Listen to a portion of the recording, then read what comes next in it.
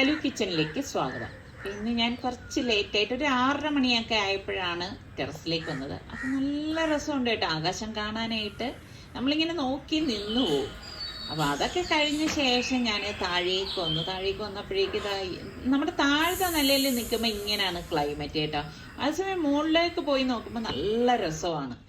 ഇപ്പം നല്ല മഞ്ഞ് വീഴ്ചയൊക്കെ ഉള്ളത് കൊണ്ട് ഇലകളിലും എല്ലാം ഇങ്ങനെ മഞ്ഞിന്റെ അംശം ഇങ്ങനെ വന്നിട്ടുണ്ടായിരിക്കും കേട്ടോ. അപ്പൊ ഞാൻ അന്ന് ഇവിടെ കുറേയൊക്കെ അങ്ങ് വൃത്തിയാക്കിയില്ല. അപ്പൊ നിങ്ങൾ പറഞ്ഞത് ശരിയാണ് കേട്ടോ.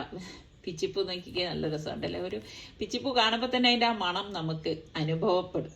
അപ്പം നിങ്ങൾ പറഞ്ഞ അനുസരിച്ച് ഇവിടെയൊക്കെ വൃത്തിയാക്കി എടുത്തപ്പോഴേക്ക് കരിയപ്പില ഒന്ന് വളരാനായിട്ടുള്ള ഒരു ശ്രമം നടത്തുന്നുണ്ട്.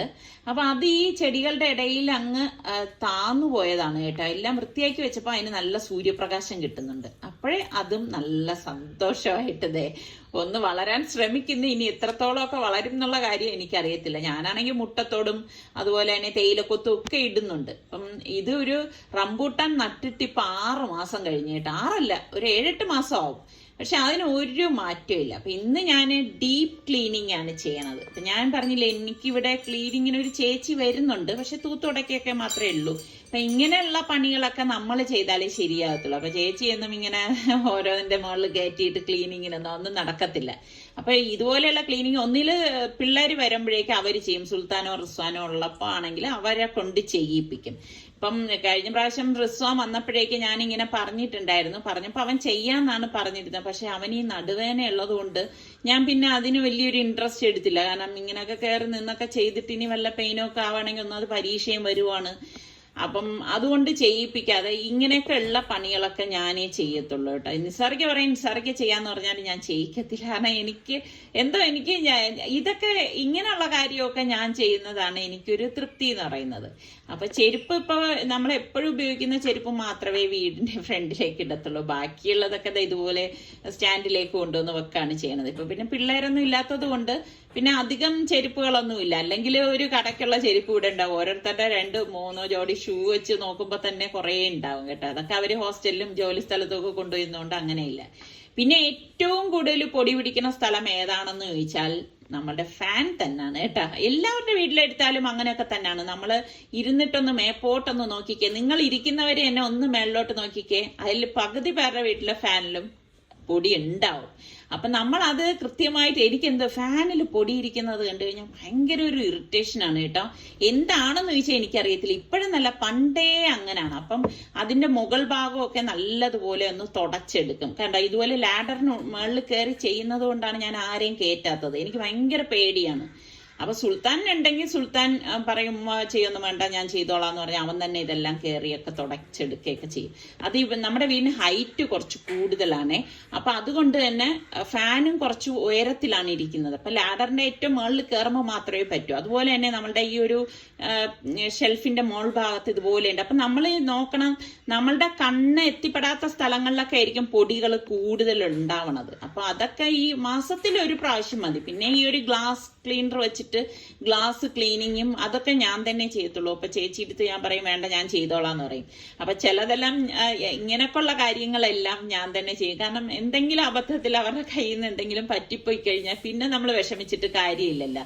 അപ്പൊ എല്ലാം കഴിഞ്ഞ് വന്നപ്പോഴേക്കും ഞാൻ ഈ കുഷനൊക്കെ ഒന്ന് ലെവൽ ചെയ്ത് വെക്കാണ്. അപ്പൊ ഇന്നാണെങ്കിൽ ഞാൻ പെസ്റ്റ് കൺട്രോളുകാരെടുത്ത് വരാനായിട്ട് പറഞ്ഞിട്ടുണ്ടായിരുന്നു. അപ്പൊ അതുകൊണ്ടാണ് ഞാൻ അതിനു മുൻപ് എന്റെ ജോലികളൊക്കെ ഞാനൊന്ന് ഒതുക്കി വെക്കുന്നത്. കാരണം അവര് വന്നു കഴിഞ്ഞാൽ പിന്നെ അവരുടെ കൂടെ നിന്ന് എല്ലാം പറഞ്ഞു കൊടുക്കുകയും ഒക്കെ വേണമല്ലോ.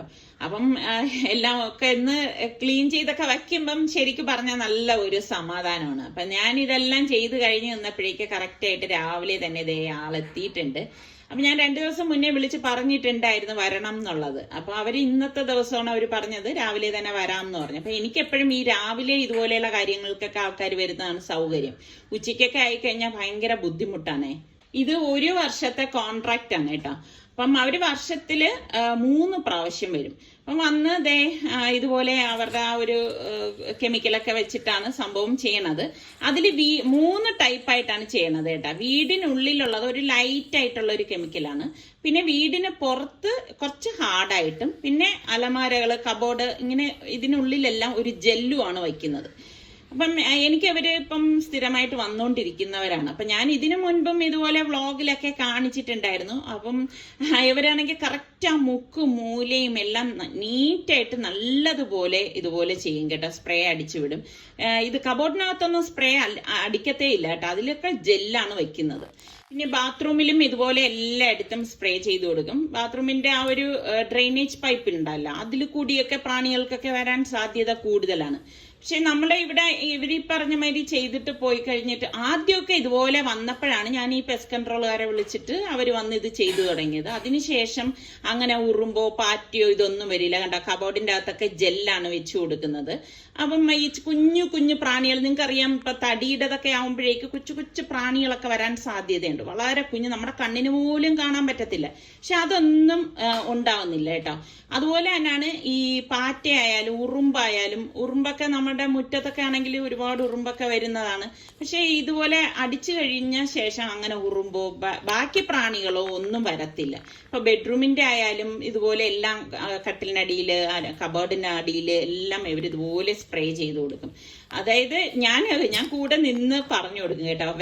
അവര് ആദ്യമായിട്ടൊക്കെ വന്ന് ഈ പറഞ്ഞ മാതിരി ചെയ്യുന്നവരാണെങ്കിൽ അവർക്കിപ്പോ എല്ലാ സ്ഥലങ്ങളും ഇപ്പം ചെയ്തെന്ന് വിചാരിച്ചു പോകും. അപ്പൊ ഞാൻ കൂടെ നിന്നിട്ട് നമുക്കാവുമ്പോ അറിയാലോ എവിടെയൊക്കെ ചെയ്യണം എന്നുള്ളത്. പിന്നെ ഇത് ചെയ്തു വരുന്നതെന്ന് വെച്ചാൽ മുകളിലത്തെ നിലയിന്ന് താഴേക്ക് ചെയ്തു വരത്തുള്ളൂ കേട്ടോ. അങ്ങനെയാണ് അതിന്റെ ഒരു രീതി എന്നാണ് അവർ പറയണത്. അപ്പൊ അതാ കണ്ടോ, സോഫ ഇരിക്കുന്ന സോഫയുടെ അടിയിൽ. അപ്പൊ അവര് പറയും 4 മണിക്കൂർ നേരത്തേക്ക് പിന്നെ നമ്മൾ തൂത്തു തുടയ്ക്കാനോ ഒന്നും പാടില്ല. കാരണം നമ്മളത് അങ്ങനെ ചെയ്യുകയാണെങ്കിൽ ഇതിന്റെ എഫക്റ്റ് ഇല്ലാതെ വരും. അപ്പൊ അത് നമ്മൾ കെയർ ചെയ്യണം. അതുകൊണ്ടാണ് ഇന്ന് രാവിലെ തന്നെ ഞാൻ ക്ലീനിങ്ങും കാര്യങ്ങളും ഒക്കെ ചെയ്തു വെച്ചത്. പിന്നെ ഈ ഒരു ടോയ്ലറ്റ് ഇതെടുത്തു കഴിഞ്ഞാൽ ഇത് ഓപ്പൺ ടോയ്ലറ്റ് ആണ് കേട്ടോ. അപ്പൊ അതുകൊണ്ട് തന്നെ ഇപ്പൊ മഴ സമയത്തായാലും ഒക്കെ മുകളിൽ നിന്ന് പ്രാണികളോ എന്തെങ്കിലുമൊക്കെ വരാൻ സാധ്യത കൂടുതലാണ്. അപ്പൊ അവിടെ കുറച്ച് ഈ പറഞ്ഞ മാതിരി കൂടുതലായിട്ട് ഇതെല്ലാം നല്ലതുപോലെ അടിച്ചെടുക്കുന്നുണ്ട്. പിന്നെ ഉള്ളത് മുറ്റത്താണ്. മുറ്റത്ത് ഇതുപോലെ അല്ല അടിക്കുന്നത്, ഞാൻ പറഞ്ഞില്ലേ ഹാർഡായിട്ടുള്ള ഐറ്റംസ് ആണ് അടിച്ചെടുക്കുന്നത്. ഇതൊക്കെ ചെയ്തുകൊണ്ടിരുന്നപ്പോഴാണ് ഞാൻ ഒരു കാര്യം ഓർത്തത്. കഴിഞ്ഞതിന് മുന്നിലത്തെ ആഴ്ചയാണെന്ന് തോന്നുന്നു, 1.5 ആഴ്ചയോളം ആയിട്ടുണ്ടാവും. ഞാനിവിടെ ഒരു വാഴക്കൊല കാണിച്ചില്ലേ, പരുവായോ എന്ന് ചോദിച്ചോണ്ട്.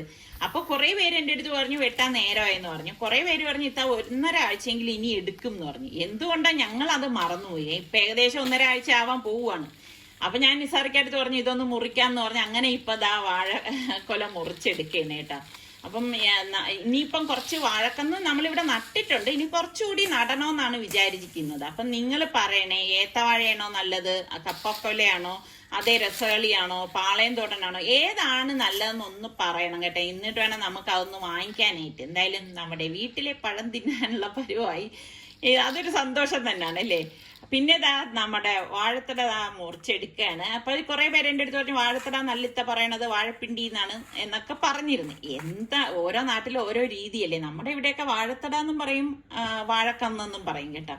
എന്തായാലും ഇതൊക്കെ മുറിച്ചെടുത്ത് പോണ്ട്. ഞാൻ പറഞ്ഞ കാര്യം ഒന്ന് മെൻഷൻ ചെയ്തേക്കണേ. നിങ്ങളിൽ പലരും ഇഷ്ടപ്പെടുന്ന ഒരു റെസിപ്പിയാണ്, അതായത് നല്ലൊരു കോമ്പിനേഷനുള്ള റെസിപ്പിയാണ് ഉണ്ടാക്കുന്നത്. അപ്പോൾ ഒരു 1.5 കിലോ ബീഫ് ഞാൻ കഴുകിയിട്ട് പ്രഷർ കുക്കറിലേക്ക് ഇട്ട് കൊടുക്കുകയാണ്. പിന്നെ 1/2 ടേബിൾ സ്പൂൺ മഞ്ഞൾപ്പൊടി, 3 table spoon Kashmiri chilli powder, 2 table spoon മല്ലിപ്പൊടി, 3/4 ടേബിൾ സ്പൂൺ കുരുമുളക് പൊടി, 3/4 ടേബിൾ സ്പൂൺ ഗരം മസാലപ്പൊടി, പാകത്തിനുള്ള ഉപ്പ്, പിന്നെ 1.5 ടേബിൾ സ്പൂൺ ഇഞ്ചി വെളുത്തുള്ളി പേസ്റ്റ്, ഒരു 4 പച്ചമുളക്, കുറച്ച് കറിവേപ്പില, ഒരു സവാള സ്ലൈസ് ചെയ്താണ് എടുത്തിരിക്കുന്നത്. പിന്നെ നമുക്ക് വേണ്ടത് വെളിച്ചെണ്ണയാണ്. 2 ടേബിൾ സ്പൂണോളം വെളിച്ചെണ്ണ നമുക്ക് ഇതിലേക്ക് ഒഴിച്ചു കൊടുക്കാം. ഒട്ടും വെള്ളം ചേർക്കരുത് കേട്ടോ. വെള്ളം ചേർത്താൽ അതിന്റെ ടെക്സ്ചർ തന്നെ മാറിപ്പോകും. എന്നിട്ട് നന്നായിട്ട് കൈകൊണ്ട് മിക്സ് ചെയ്ത് കൊടുക്കണം. ശരിക്കും പറഞ്ഞാല് ബീഫ് ഉണ്ടാക്കാൻ നല്ല എളുപ്പമാണ് കേട്ടോ. നമ്മള് കൊണ്ടുവന്നു കഴിഞ്ഞാൽ ഉടൻ കഴുകി വൃത്തിയാക്കി ഡ്രെയിൻ ചെയ്തിട്ട് ഇതുപോലെ മസാല പറ്റി പ്രഷർ കുക്കറിലേക്ക് വെച്ച് കുക്കർ മൂടിയിട്ട് ഇനി വെയിറ്റ് ഇട്ടിട്ട്, ഞാനാണെങ്കിൽ ഒരു 6 വിസിൽ വരെയാണ് ഇത് വേവിച്ചെടുക്കുന്നത്. എന്റെ കുക്കറിന് അതാണ് ഒരു കണക്ക്. അപ്പൊ ഞാൻ ഇതിന്റെ ഒപ്പം കഴിക്കാനായിട്ട് മരിച്ചീനിയാണ് എടുത്തിരിക്കുന്നത്. മരിച്ചീനി എന്ന് പറയുമ്പോ ഇനിയിപ്പം ആർക്കും ഒരു ഇത് തോന്നണ്ട കേട്ടോ. ഓരോ നാട്ടില് ഓരോ പേരല്ലേ പറയുന്നത്. പിന്നെ അപ്പൊ എന്റെ അടുത്ത് കുറെ പേര് പറഞ്ഞു പൂള എന്ന് പറയും, പിന്നെ എന്തൊക്കെയോ പേരുകളൊക്കെ പറഞ്ഞിരുന്നു കേട്ടാ. കപ്പ എന്ന് പറയും, അങ്ങനെയൊക്കെ പറഞ്ഞിരുന്നു. അപ്പൊ ഞാൻ ഇതൊന്ന് കഴുകി എടുക്കാണ്. എനിക്കാണെങ്കിൽ സത്യം പറഞ്ഞാൽ വേഗുന്ന കപ്പ ഏതാണെന്ന് നോക്കിയെടുക്കാൻ അറിയത്തില്ല കേട്ടോ. സത്യമാണ് പറയണത്, എനിക്ക് അതിനെ കുറിച്ച് അറിയത്തില്ല. അപ്പൊ നിങ്ങൾക്ക് അറിയണവരൊന്ന് പറഞ്ഞു തന്നാൽ ഞാൻ ഇനി മാർക്കറ്റിലേക്ക് പോകുമ്പോ അങ്ങനെ നോക്കി വാങ്ങിക്കാമായിരുന്നു. അപ്പൊ ഞാനിത് ചട്ടിയിലേക്ക് ഇട്ടിട്ട് തിളച്ച വെള്ളമാണ് ഒഴിച്ചെടുക്കുന്നത്. അപ്പൊ 2 ഊറ്റിയിട്ട് തന്നെയാണ് ഞാൻ കപ്പ, അതായത് മരിച്ചീനി റെഡിയാക്കണം കേട്ടോ. പാകത്തിനുള്ള ഉപ്പും കൂടി ഇട്ട് കൊടുക്കും. അപ്പൊ ഇതിനിടയിൽ നമ്മളുടെ ബീഫ് ശൂളമടിക്കുന്നുണ്ട്. അപ്പൊ ഇതൊന്ന് തിളയ്ക്കുമ്പോ ഞാനൊന്ന് ഊറ്റിയെടുക്കും കേട്ടോ. അപ്പം 2 വെള്ളത്തിൽ ഞാൻ പറഞ്ഞില്ലേ ഊറ്റിയാണ് ഇത് റെഡിയാക്കി എടുക്കണതെന്ന്. അപ്പൊ ഞാൻ ഈ ഊറ്റിയെടുത്തത് അടുത്ത് വീണ്ടും ചട്ടിയിലേക്ക് ഇട്ടിട്ട് വീണ്ടും തിളച്ച വെള്ളവും കറിവേപ്പിലയും അതുപോലെ തന്നെ കറിവേപ്പില കുറച്ച് അധികം ഇട്ട് കൊടുക്കും കേട്ടോ, എങ്കിലും നല്ല ഒരു മണവും കോണവും ഒക്കെ കിട്ടത്തുള്ളൂ. പിന്നെ 1/2 ടീസ്പൂൺ മഞ്ഞൾപ്പൊടിയും കൂടി ചേർത്തിട്ടാണ് നമ്മൾ വീണ്ടും 2ാമത്തെ വെള്ളത്തിൽ ഞാനിത് വേവിച്ചെടുക്കുന്നത്. അപ്പൊ ഇതിനിടയിൽ ഗ്യാസ് ഓഫ് ചെയ്തിട്ടുണ്ടായിരുന്നു. സ്റ്റീം പോയ ശേഷം ഞാൻ പ്രഷർ കുക്കർ ഒന്ന് ഓപ്പൺ ചെയ്യാണ്. കണ്ട നമ്മുടെ ബീഫ് അടിപൊളി മണമാണ് വരുന്നത് കേട്ടാ. കറക്റ്റ് പരുവത്തിനൊക്കെ ഇരിക്കുകയാണ്. പക്ഷെ ഇതല്ല പരുവം, ഇനി നമ്മൾ ഇതിനെ ഒന്നുകൂടി ഒന്ന് മോഡിഫൈ ചെയ്തെടുക്കും കേട്ടാ. അപ്പൊ ഇതിനിടയിൽ നമ്മളുടെ കപ്പയും റെഡി ആയിട്ടുണ്ട്. കറക്റ്റ് പാകത്തിന് വെന്ത് വന്നിട്ടുണ്ട്. ഇനി ഞാനൊന്ന് ഊറ്റിയെടുക്കും കേട്ടോ. അപ്പൊ ഞാനൊരു പാൻ അടുപ്പത്തേക്ക് വെച്ച് വെളിച്ചെണ്ണ ഒഴിച്ചിട്ട് 1/2 ടീസ്പൂൺ പെരിഞ്ജീരകം, വലിയ ജീരകവും ഒരു 3 വറ്റൽമുളക് മുറിച്ചൊന്ന് ഇട്ട് കൊടുക്കും. പിന്നെ കുറച്ച് കറിവേപ്പിലയും കൂടി ഇതുപോലെ ഇട്ട് കൊടുത്ത ശേഷം അത് ഒന്ന് മൂപ്പിച്ചു കൊടുക്കും കേട്ടോ. മൂപ്പിച്ചു കൊടുത്തിട്ട് നമ്മളുടെ ബീഫ് ചാറോട് കൂടിയിട്ട് ഞാൻ ഈ പാനിലേക്ക് ഒഴിച്ചെടുക്കാണ് ചെയ്യണത്. ഇനിയിപ്പം ഇതിപ്പം ഞാൻ ഒരുപാട് അങ്ങ് ഡ്രൈ ആക്കി എടുക്കൂല, കാരണം ഇവിടെ സുൽത്താൻ ഇല്ല. സുൽത്താൻ ഉണ്ടെങ്കിൽ മാത്രമേ ഭയങ്കര ഡ്രൈ ആക്കി വരട്ടി പെരട്ടിയൊക്കെ എടുക്കത്തുള്ളൂ. അപ്പൊ അതവിടെ റെഡിയാണ്. നേരം ഞാൻ മറ്റൊരു പാൻ അടുപ്പത്തേക്ക് വെച്ചിട്ട് 2 ടേബിൾ സ്പൂൺ വെളിച്ചെണ്ണ ഒഴിച്ച് കുറച്ച് കടുകിട്ടൊന്ന് പൊട്ടിച്ചു കൊടുത്തിട്ട് ഇതിലേക്ക് ഞാൻ 2-3 വറ്റൽ മുളക് ഒന്ന് ഇട്ട് കൊടുക്കാണ്. പിന്നെ മെയിൻ ആയിട്ട് ഞാൻ ഇട്ട് കൊടുക്കുന്നത് കറിവേപ്പിലയാണ്. കറിവേപ്പില എന്റെ ഒരു വീക്ക്നെസ് ആണ് കേട്ടോ. ഇത് കണ്ടോണ്ടിരിക്കുന്നവരിൽ എത്ര പേരുണ്ട് വീക്ക്നെസ് ഉള്ളവര്? പിന്നെ കുറച്ച് 1 ടേബിൾ സ്പൂണോളം ചില്ലി ഫ്ലേക്സ് തരിതരിപ്പായിട്ട് പൊടിച്ച മുളകും കൂടി ഇട്ടിട്ട് നമ്മളുടെ കപ്പയേത് ഇതിലേക്ക് ഇട്ടിട്ട് ഒന്ന് ഇളക്കി മറിച്ചങ്ങ് എടുക്കും. അപ്പോഴാണ് കറക്റ്റ് പരുവാണ്. ഗ്യാസ് ഓഫ് ചെയ്ത് കൊടുക്കും കേട്ടോ.